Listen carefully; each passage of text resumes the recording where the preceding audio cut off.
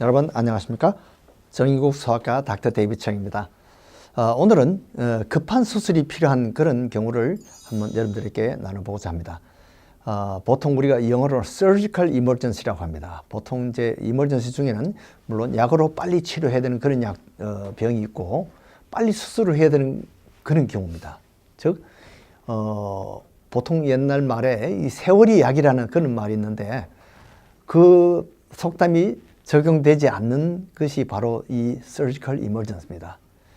그 대표적인 것이 맹장염이라고 볼 수 있습니다. 맹장염은 우리가 보통 이 복통을 많이 호소합니다. 그래서 배가 아플 때 이 아랫배보다도 이 왼쪽보다도 오른쪽 아랫배 우하부에 아플 때 이 맹장염일 경우가 많습니다. 그러나 어린아이들은 실제 꼭 오른쪽이 아니더라도 이 배꼽 주위라든지 가운데가 아플 수가 있습니다. 특히 어린아이들은 어디가 아픈지 정확하게 지적하지 못하는 경우가 많아요. 그러나 이제 배가 아프면서 이 열이 나고 구토증이 나고 이런 경우에는 우리가 배를 한번 만져보는 것이 좋습니다. 배가 보통 이렇게 부드러워야 되는데 이렇게 눌렀을 때 부드러워야 되는데 배가 딱딱하다면 빡딱한 느낌이 있으면 우리가 맹장염을 한번 의심해 봐야 됩니다. 그리고 배가 보통은 이 귀를 이렇게 대보면 청진기를 대지 않더라도 배에서 꼬르륵꼬르륵 이렇게 장이 움직이는 소리가 들립니다. 이것을 장운동이라고 하는데 이 장운동 소리가 정지 상태입니다. 조용합니다. 이게 배가 아픈데 이 꼬르륵꼬르륵 소리가 많이 귀에 들리면 보통 이 바이러스라든지 또는 다른 원인에 의한 복통으로 볼 수가 있습니다. 그러나 장이 딱딱하고 배가 딱딱하고 이 장 운동 소리가 잘 들리지 않는 경우에는 이것은 빨리 의사를 봐서 진찰을 주치의를 보고 진단을 받든지 또는 응급실로 가서 이것이 맹장염이 아닌지 잘 봐야 됩니다. 이 특별히 우측 하부 밑에 이런 경우에는 맹장염이 가능성이 더 높습니다. 그리고 배를 눌렀을 때 그 부위가 아픕니다. 왼쪽을 누를 때 아프면 대개는 변비라든지 가스가 차여서 아픈 경우가 그렇고 이 오른쪽 아래가 눌러서 아프면 이 맹장염일 가능성이 높습니다. 그리고 눌렀다가 또 이렇게 뗄 때도 아프면 이 맹장염일 가능성이 더욱더 높습니다. 이렇게 해서 맹장염은 우리가 진단을 보통 우리가 촉진으로 많이 할 수 있습니다. 그래서 경험 많은 의사들은 이 배를 누르만 보고 만져만 봐도 촉진으로 거의 진단을 다 할 수가 있습니다. 그러나 때로는 아주 의사들도 이것이 아주 확실치 않는 그런 경우가 있습니다. 그런 경우에는 이 초음파 검사라든지 이 CT 촬영을 해서 우리가 정확하게 진단을 해야 됩니다. 틀림없이 맹장염 같다. 그렇게 해서 수술 준비를 하다 보면 아이가 대변을 보고 변을 보고 나니까 배 아픈 게 싹 없어지는 그런 경우가 있습니다. 이런 경우는 이 맹장염이 진단이 잘못된 것이죠. 그래서 맹장염이 되었을 때는 즉시 수술을 해서 우리가 복막염을 예방하는 것이 좋습니다. 그렇게 복막염이 사실은 생명에 위협을 주는 그런 병이죠. 자, 그 다음에 또 빨리 수술을 해야 되는 병이 유문협착증이라는 것이 있습니다. 영어로는 Pyloric Hypertrophic Stenosis라는 그런 병인데, 즉 위가 이렇게 있으면 그 위 음식이 십이지각으로 넘어가는 그 부위가 보통 사람들보다 더 부어가지고 근육이 두꺼워져서 안에 음식이 잘 지나가지 못할 정도로 좁아집니다. 이것을 스테노시스라고 하는데, 이렇게 해서 대개 이제 이런 것은 신생아에 많습니다. 보통 태어나서 2주 이내에 이런 현상이지 않고 특별히 장남에게 일이 많습니다. 그게 남자이고 2주 이내에 아이가 계속 자꾸 구토를 한다든지 아이가 보채고 자꾸 구토를 하면 일단은 이 병이 혹시 이 유문협착증이 아닌지 생각해 봐야 됩니다. 그래서 주치의와 빨리 상의를 해서 응급실로 가든지 이렇게 진단을 해야 돼요. 그래서 보통 우리가 촉진으로 보면 그 위가 끝나는 부위에 이 올리브 사이즈 정도 이렇게 이런 구슬 같은 게 만져지면 이것이 거의 틀림없이 유문 협착증입니다. 그러나 그것이 확실치 않을 때는 우리가 초음파 검사라든지 또는 이 바리움을 입으로 먹여서 그것을 엑스레이를 찍어서 upper GI 시리즈라는 이런 엑스레이로 진단을 확실하게 할 수가 있습니다. 그러나 진단이 되자마자 이것은 반드시 이머전시 서지를 요구합니다. 만약에 그렇게 하지 않으면 계속 토해서 결국은 탈수로 죽게 되고 전해질이 너무 변동이 생겨서 이 몸이 산혈증에서 이 알칼리로 바뀌어서 죽게 됩니다. 그 다음에 또 중요한 것이 장중첩입니다. 영어로는 인터셉션이라 그러는데 장중첩도 역시 배가 아프기는 마찬가지인데 이 복통하면서도 혈변을 누는 겁니다. 복통이 있으면서 설사나 설사 후에 또 이 피가 섞여 나온다든지 이럴 경우에는 이런 장중첩이 있는지 이런 것을 의심을 해야 돼요. 특별히 배가 헛배가 부르고 복부가 팽만한 경우에는 이 장중첩일 가능성이 많습니다.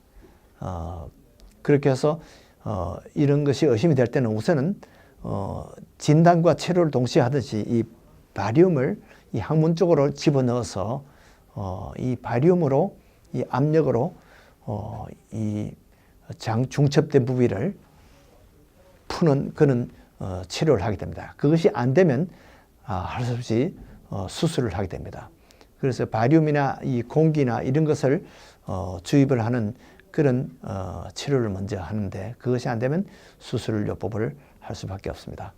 그 다음에 이제 이 남자아이들이 사춘기 때 많이 생긴 것이 이 고환이 꼬이는 것입니다. 고환 염전이라는 것인데 바로 torsion of testis, 즉 고환이 이 한쪽이 꼬여서 아픈 겁니다. 그래서 고환이 통증이 생기는데 이 고환을 이렇게 만질 때 조금 이렇게 쳐들 때 더 심하게 아픕니다. 그렇게 해서 이 보통은 촉진으로 거의 진단이 가능한데요. 그것도 이제 확진하기 위해서는 이 초음파 검사나 이런 것을 하게 됩니다. 그렇게 해서 만약에 고환이 정말 꼬여서 그렇다면 이것이 문제가 뭐냐면 즉각 이 8시간 이내에 수술을 해야 되는데 그 수술하지 않으면 이 꼬인 고환이 그 혈관이 같이 혈액순환이 멈춰져 가지고 그러면 괴사가 이것이 늦어지면 괴사가 생깁니다. 그래서 그 고환을 못 쓰게 됩니다. 결국은 고환을 잘라내야 되는 거세를 수술을 해야 되는 그런 더 큰 수술을 하게 됩니다. 그래서 이 고환이 만약에 아프면 빨리 주치의에게 연락하고 응급실로 가서 이 고환이 꼬인 것이 아닌지 조사를 해보는 것이 좋습니다. 그렇게 해서 이것을 당장 수술해서 고환을 고정시키는 수술을 하게 되면 이것은 우리가 큰 수술을 막는 것이죠. 그리고 이제 또 이머전시는 복합 골절입니다. 보통 골절이 되어도 금방 수술을 다 하는 것은 아닙니다. 보통 골절해도 그냥 이 판때기나 이런 캐스팅을 해서 그냥 치료하면 대개는 잘 낫습니다만 물론 엑스레이를 찍어서 이것이 위치가 현저하게 굽었다든지 그런 경우에는 잘못 그대로 붙으면 뼈가 아주 기형이 됩니다. 그래서 이런 기형 골절이 된 경우에는 빨리 수술을 해야 되고요. 또 뼈가 만약에 피부 밖으로 튀어나왔다 이렇게 돌출된 그런 골절을 이 복합골절이라고 하는데 이런 복합골절은 즉각 수술을 해야 됩니다. 그렇게 해서 이런 것은 세월이 약이 아니라 빨리 수술을 해야 됩니다. 그 외에 또 가장 급한 것이 심근경색입니다. 심장이 아프다.